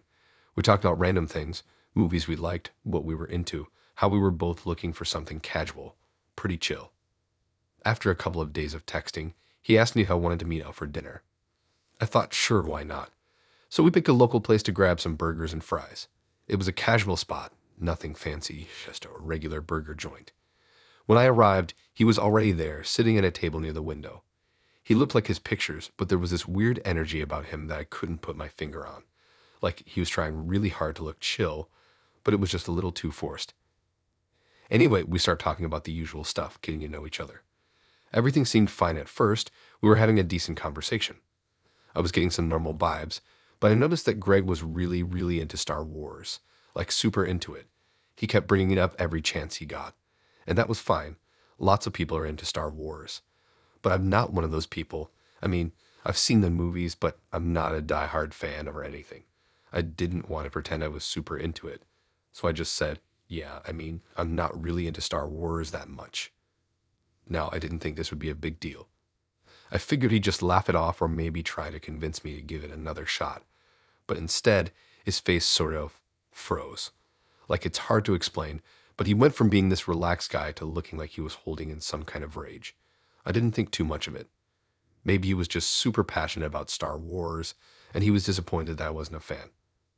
But then it got weird. He started asking me about other movies, and I could feel that he was trying to push my buttons. He was talking about how everyone should appreciate Star Wars, and how it was such a big part of pop culture. And at first, I was just trying to laugh it off, like, whatever, it's not a big deal. But then, out of nowhere, he looked at me with this intense glare and said, I don't understand how anyone could not like Star Wars. Like, what's wrong with you? I could feel the tension building, and I started to get uncomfortable. He was acting like I just told him I hated puppies or something. It was that level of overreaction. But again, I tried to brush it off and just say, I'm just not that into it. I'm more a Marvel person. No harm, no foul, right? Then bam, the moment went from awkward to straight up terrifying. Greg just picked up his burger, looked at me with this. I don't even know how to describe it. This wild look in his eyes, and then he just threw the entire burger right at me. It hit me square in the chest. I swear I just froze for a second. My brain was like, did that really just happen? I was covered in ketchup, mustard, and adhesive burger. And this guy, Greg, was just sitting there like nothing happens, staring at me with this dead look in his eyes. I was so stunned, I didn't know what to do. People in the restaurant were starting to look, and I could feel my face turning bright red, not from embarrassment, but from this confused, what the hell just happened moment. I wanted to stand up and leave right then and there, but I was so shocked that I just sat there, not knowing how to react. Greg, still sitting calmly, just leaned back in his chair and started talking about how people who don't like Star Wars don't get culture. Like he actually thought I should be grateful that he threw a burger at me. I was sitting there covered in food, just wondering if I was going crazy or if this was some weird prank or something. I didn't say anything at first. I just wiped my hands on a napkin, looked at him, and then I got up, grabbed my bag, and told him I was leaving. Honestly, at this point, I didn't even care about the date anymore. It was beyond messed up. I don't think he even realized how out of line he was. He didn't apologize, didn't offer to pay for the meal, nothing. He just sat there, watching me leave like he didn't just throw food at me for having an opinion. It was like he thought he was in the right. I didn't even look back when I walked out of that place. I was done. I got into my car and just sat there for a minute trying to process what just happened. I couldn't stop thinking about how over the top his reaction was. I mean, I knew people could get a little intense about their fandoms, but this was next level. He had literally thrown food at me because I didn't like the same things he did. I blocked him on everything as soon as I got home. I didn't care to hear his excuses or his half-hearted apology if he even tried to give one. The whole thing just left me feeling unsettled. Who throws food at someone because they don't like Star Wars? It's not like I insulted the guy's mom or something. It was just a harmless opinion. I'm not gonna lie. It took me a little while to even tell anyone about it because I felt stupid. How did I not see the red flags earlier? But honestly, I've learned a lot since that night. Never again will I assume a person's cool just because they seem to have their life together on an app. Also, if someone throws food at you over a movie opinion, it's probably a sign you should run far, far away. So yeah, Tinder has taught me a lesson or two with that date. I'll be remembering that one for a long time.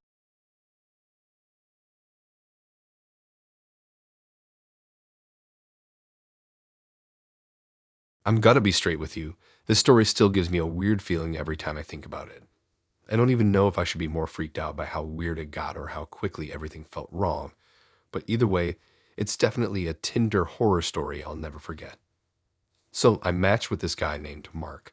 His profile looked pretty normal, nice pictures, decent bio, and he was into a lot of the same stuff I was. We got to chatting, and it was going fine. We talked about our favorite shows, music, and general life stuff. We even had a few good laughs. After a couple of weeks of texting and getting to know each other a little more, we decided to meet up at this little cafe downtown. I was honestly excited. I'm not one to rush into things, but we had built up a little bit of a connection, and I was curious to see where it would go. So I get to the cafe early. I'm always a little early when it comes to first dates, just to avoid any awkwardness if the other person shows up late. I found a nice spot by the window where I could sit and people watch while I waited. I was sipping on my coffee, feeling pretty good about the whole thing. It was a chill, relaxed environment, and I was starting to feel comfortable. Then, after about 10 minutes I saw Mark walk in. He looked nothing like his pictures. At first, I thought maybe he just looked different in real life. People do, right? But no, he was off. He looked a little older than the guy in the photos, like maybe 10 years older and a bit disheveled. His hair was kind of messy, and his clothes were nothing like the neat, put-together outfit he had in the pictures. He didn't even smile when he walked in, and he looked around the room like he didn't know where to go. I kind of thought maybe he just had a rough day, but there was something about the way he was acting that set off an alarm in my head. I smiled when I saw him, but he just kind of gave me this half smile back, then looked away really quickly. It was almost like he didn't want to make eye contact. I tried to shake it off. Maybe I was just being paranoid. Maybe he was just nervous. But as soon as he came over to the table, the vibe started getting really weird. He sat down across from me and just stared. Not like a normal stare, but like he was waiting for something. It was like he was studying me, almost like I wasn't who he expected to be sitting across from him. I tried to start the conversation, just with some small talk. I asked out his day, if he found the place okay, that kind of stuff. But he just answered in short, clipped sentences, barely even looking at me when he did. And then it got even stranger. I noticed that he wasn't really talking, he was mostly just looking around the room like he was scanning the place. His eyes kept darting all over the cafe, and every time they landed on me, he'd give me this weird, intense look, like he was trying to figure me out. The more I looked at him, the more uncomfortable I started to feel. I figured he was probably just shy or awkward, so I kept trying to keep the conversation going, but it wasn't working. He didn't seem like he wanted to open up at all. Finally, after a long, uncomfortable silence, he got up. He muttered something about needing to call someone, so he stepped away from the table and pulled out his phone. At first, I thought it was maybe just a call he had to take, but when he started dialing and walking to the other side of the cafe, I started to feel even more weirded out. I waited for him to come back, but instead of coming straight back to the table, he spent a few more minutes pacing and talking on the phone in the corner. At this point, I was pretty done with the weirdness, but I didn't want to be rude, so I just stayed put. I checked my phone, tried to distract myself a little, but I couldn't shake the feeling that something wasn't right. When he finally came back, he just sat down again like nothing happened, still looking all over the place. I asked him who he was calling, trying to keep it light, and that's when he dropped the bomb. He casually said, "It's my roommate. I told him to meet us here, but he's late." That's when I realized something was really, really wrong. Wait, what? His roommate? I was meeting him, not his roommate. The guy sitting in front of me wasn't the same person I had been chatting with on Tinder for the past couple of weeks. He didn't look like him at all. The more I stared at him, the more I started piecing it together. This wasn't Mark. This was someone else entirely, someone who was using Mark's profile pictures to meet up with people. And now I was stuck in this cafe with this strange guy. I started getting a cold feeling in the pit of my stomach. I felt trapped. The more I looked at him, the more I realized that I didn't know this person at all. I started to panic. I wanted to just get up and leave, but I didn't want to make a scene. He kept glancing at me, and the way his eyes flickered between me and the rest of the room made me feel even more uneasy. He started talking about random things, trying to make it seem like everything was normal. But the whole time, I kept thinking about how this wasn't the person I had been texting. He wasn't the person I thought I was meeting. I don't even know how to describe it, but I felt like I was being watched by someone who was completely unpredictable. I finished my drink, and I didn't want to stay anymore. I wasn't scared for my safety yet, but my gut was telling me something was wrong. I told him I wasn't feeling well and needed to leave. He didn't seem to care, just nodded and said, "Okay." As I stood up to leave, I had this overwhelming feeling that I was being watched. I glanced back, and he was still sitting there, staring at me, his face unreadable. I walked out as quickly as I could, but the entire time, I kept feeling like someone was following me, even though I didn't turn around. When I got home, I immediately blocked him on everything. Tinder, text, everything. I didn't even want to think about what had just happened. It was like I had just been lured into some weird situation with someone who didn't even want to meet me. Looking back, I still don't know what his game was. Was he trying to mess with me? Was he just a catfish who got too bold? I honestly don't know, and I don't think I ever will. But I'll tell you this, I'm way more cautious about meeting people in person now. To anyone reading this, to trust your gut. If something feels off, it probably is. Don't let yourself get stuck in a situation like I did. I'll never forget that creepy, off feeling. I'm just glad I got out of there before anything worse happened.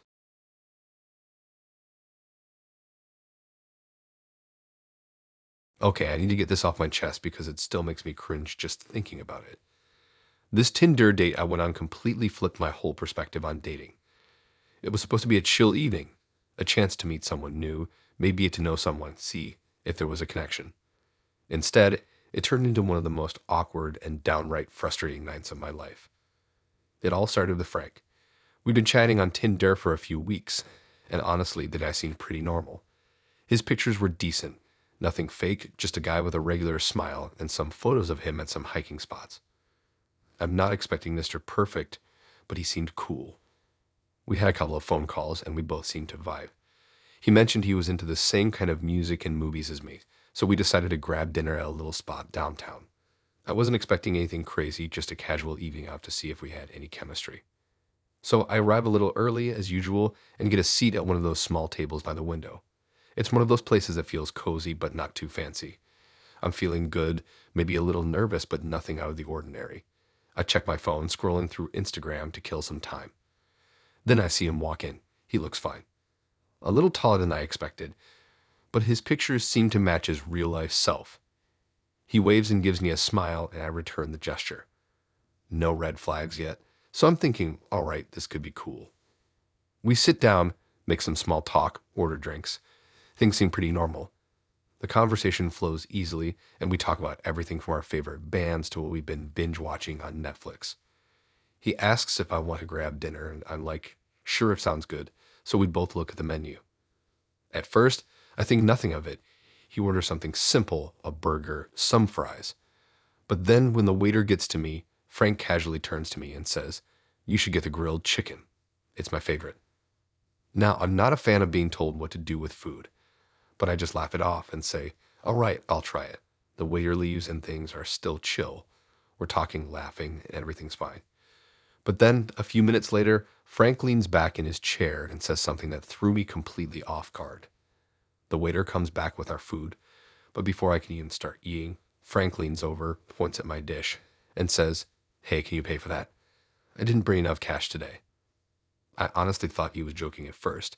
I mean, we were just getting to know each other, and if he didn't have enough cash, that's fine, I guessed. But no, he was dead serious. He literally said that he couldn't cover the bill for the meal because he was short, and that I would need to pay for mine and his.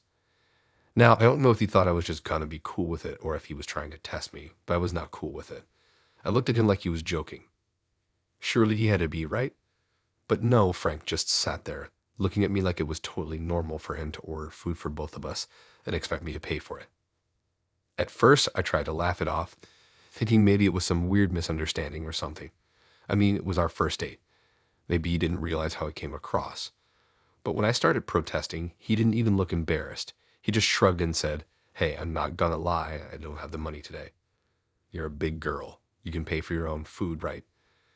Now, I wasn't about to make a scene in a public restaurant, but I was seriously pissed. I don't know if I was more pissed off that he was so comfortable asking me to pay or that he had the audacity to order food for both of us before the bill came. Either way, my face must have shown something because Frank started acting a little weird too. He started fidgeting with his napkin and avoiding my eyes like he could feel the awkwardness growing. I tried to stay calm, but this whole situation was getting uncomfortable really fast. I asked him again, "Are you sure you're serious about this?" And he nodded. Just like that, no hesitation. I started feeling like I was being set up for some kind of prank. I looked around, half expecting to see someone filming us. But no one was paying attention, and the waiter was standing there with a check, waiting for me to do something about it. I hesitated. I didn't know if I should just pay and leave or if I should say something to him right there. But the more I thought about it, the more I realized this guy was probably a serial dater who thought it was fine to take advantage of women like me. Maybe he'd done this before, maybe not, but I wasn't going to be his latest victim. I told him straight up, "Look, I'm not paying for your meal. That's not how this works." I could tell by his face that he wasn't expecting me to push back, and it almost seemed like he was getting irritated. But at that point, I had made up my mind. I wasn't going to sit through an awkward meal just to foot the bill for some guy I barely knew. The waiter started shifting uncomfortably, so I stood up and pulled out my wallet. I paid for my food, and then I walked out. I didn't look back. Frank didn't even try to stop me. I don't know if he was used to women just letting him get away with things like that, but I wasn't going to be one of them. As I left the cafe, I realized I was a little shaken up. Not because I was scared, but because I had been duped into meeting someone who had no real respect for me or for basic dating etiquette. I'm all for equality and splitting costs, but this wasn't that. This felt like manipulation, like he expected me to just go along with whatever he said. I deleted him from Tinder, blocked his number, and never heard from him again. Honestly, I think he probably realized he pushed too far, and that's why he didn't try to contact me again. But to this day, I still think about how bizarre that whole situation was. Like, who even does that? The audacity some people have. Anyway, lesson learned, trust your gut, and don't let someone like Frank walk all over you. If you get a bad vibe, don't ignore it. Just leave. You're worth more than being someone's walking wallet.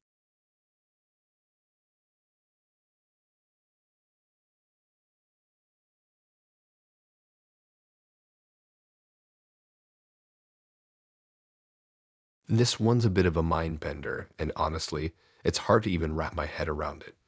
It started off so normal, so I guess it's kind of like a cautionary tale about what can happen when things don't go the way you expect. You know how you meet someone on Tinder and everything seems fine at first? That's what happened to me with Jane. I matched with her one afternoon and she seemed pretty cool. We swapped a few messages, nothing weird. She was cute, had a fun profile with some travel pics, and we seemed to click pretty quickly. We joked around about random stuff and found out we liked the same music. Yeah, I know, super standard, but I figured we could meet up for coffee and see how things went. The day of our date, I was feeling optimistic. I mean, nothing had screamed red flag up to that point. We decided on a cafe downtown. I showed up a bit early, grabbed a table out of the window, and just sat there scrolling through my phone to kill time. I wasn't nervous, but I wasn't expecting anything crazy either. Just a chill hangout.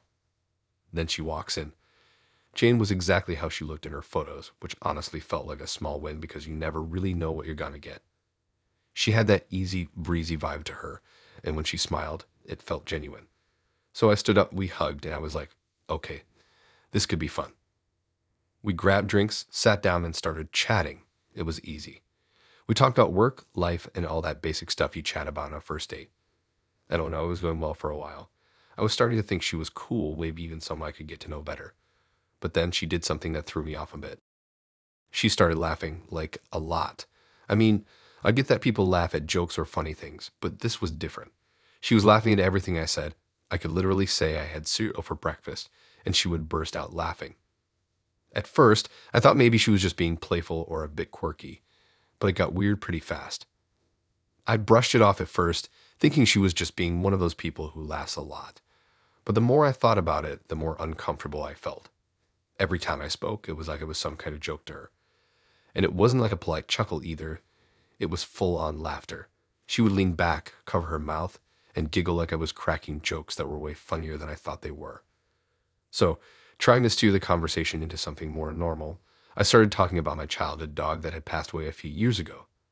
I wasn't expecting her to react in any weird way, just wanted to share a little about myself. I didn't think it was that heavy of a topic, honestly, but as soon as I mentioned my dog, she lost it. I'm not talking about a little giggle either. She started laughing like I had just told her the funniest thing in the world. It wasn't just awkward. No, it was uncomfortable. I could see her shoulders shaking with laughter and her eyes were watering. I was sitting there trying to process what just happened, and she's still cracking up. It wasn't like I said something ridiculous. I wasn't even telling a funny story. It was just a simple thing about how my dog had been part of my family for years and how I had to put him down after he got sick. I wasn't looking for sympathy, just talking about a personal thing. But Jane, she was laughing as though I had just told her the most absurd, hilarious thing. I tried to pause, hoping she would calm down, but the laughter kept coming. It was like she couldn't stop. I started feeling seriously uncomfortable, like I was in the wrong for even bringing it up. She laughed for what felt like forever, and I just sat there looking at her, waiting for it to end. It wasn't cute anymore. It wasn't funny. I started to wonder if this was some kind of joke. Maybe I was being punked. I didn't know what to think. I was so thrown off that I just stopped talking for a minute, hoping the silence would help. But no, she kept laughing. I couldn't understand it. She wasn't drunk. We had barely started drinking, and even then she hadn't had enough for it to affect her like this. When she finally calmed down a little, she wiped her eyes and gave me an apologetic look. But it wasn't real. It didn't feel like she was sorry for laughing at something so personal. It felt like she was trying to cover up what had just happened. She said, "Sorry, I don't know why that's so funny." And that was it. Just like that, she changed the subject and moved on to something else. But I couldn't move on. I couldn't stop thinking about how inappropriate it had all been. At that point, I knew the date was over for me. There was no going back from something like that. It wasn't just a funny misunderstanding. It was off. It was unsettling. I sat there for a few more minutes trying to salvage something from the conversation, but I just couldn't. Her reaction to my dog, something that had been important to me, made me feel like I was talking to a complete stranger. It was like she didn't even understand the gravity of what she had done. She wasn't even embarrassed. So I wrapped it up pretty quickly after that. I said I needed to go, and she didn't even seem fazed by it. She just smiled, said it was fun, and we left the cafe. I never texted her again, and I haven't heard from her since. It's hard to even describe how weird that whole situation was. It's one thing to have a person who laughs at awkward moments, but it's another thing entirely when they laugh at something that's actually really important to you. I don't know if she was just totally clueless or if there was something deeper going on, but I knew I wasn't sticking around to find out. So, yeah, Tinder dates can be weird, but that was a whole other level.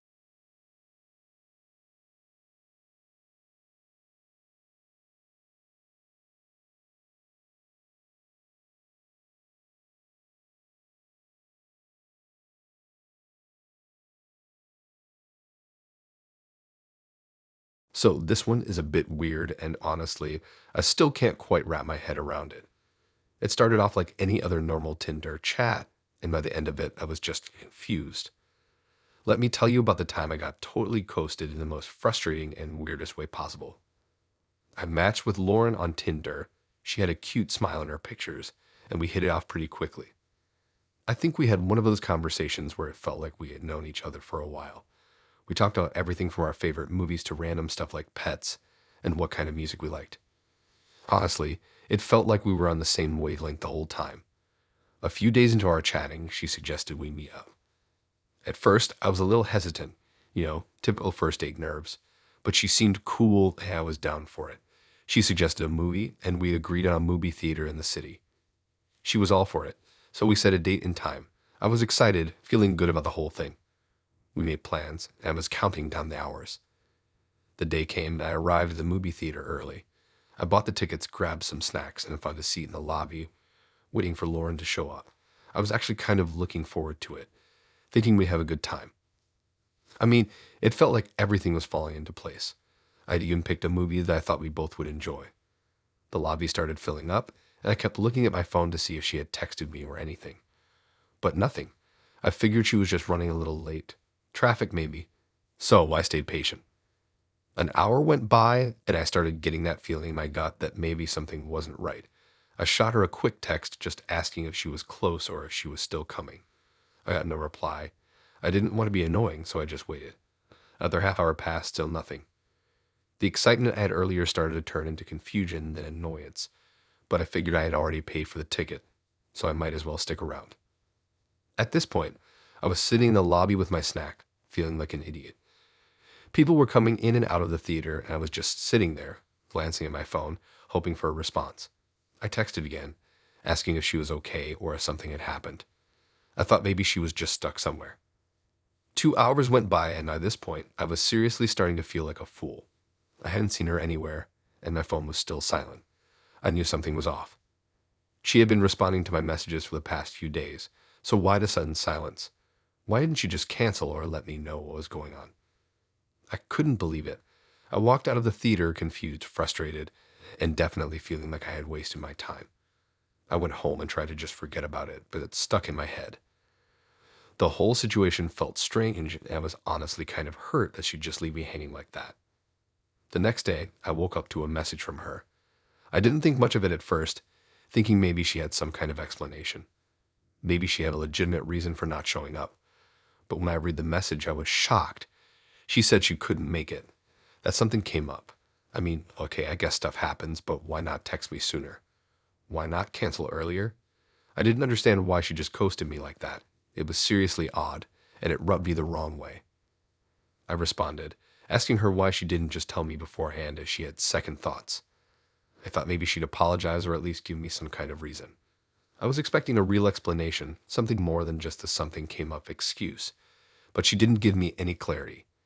Instead, she said, "Sorry, I wasn't sure I wanted to meet you after all." Now, I don't know about you, but that hit me like a ton of bricks. She'd been texting me for days, we'd made plans, and then, out of nowhere, she decided she didn't want to meet me. It made zero sense. I mean, was I now good enough? Was I not who she thought I was? Why bother texting and making plans if you weren't sure in the first place? I asked her again, kind of frustrated at this point, why she hadn't let me know earlier or at least explained herself. But she just kept saying that she wasn't sure if she was ready to meet up. She never really gave me a direct reason for bailing, and honestly, I didn't want to keep asking. The whole thing felt off, like she was giving me a half-baked excuse. Then, to make matters worse, she unfriended me on Tinder. No explanation, no message saying, "I'm sorry" or anything. She just straight up unfriended me like I didn't exist. At that point, I was done. I sat there staring at my phone, trying to figure out what had just happened. Was she messing with me? Was this some kind of weird prank? Did she not like me at all, or was she just stringing me along? It was honestly one of the strangest things I've ever experienced. I thought we had a good connection, but it all turned out to be one big mystery. To be honest, I still don't understand what happened. It just didn't make sense. She seemed so genuine at first, but then, out of nowhere, she vanished, leaving me with nothing but questions. It's been a while since that happened, and I still can't quite figure out what went wrong. Maybe she wasn't who she said she was, maybe she just got scared, or maybe she was playing some kind of game I didn't know about. I'll never know. But at the end of the day, it just felt like a waste of time. All the talking, all the planning, and for what? A ghosting and a weird something came up excuse. So yeah, Tinder can be weird. You never really know who you're talking to, and sometimes things don't go the way you expect them to. Just a heads up to anyone else out there, sometimes people are just not who they seem. And in the end, you'll be left with more questions than answers.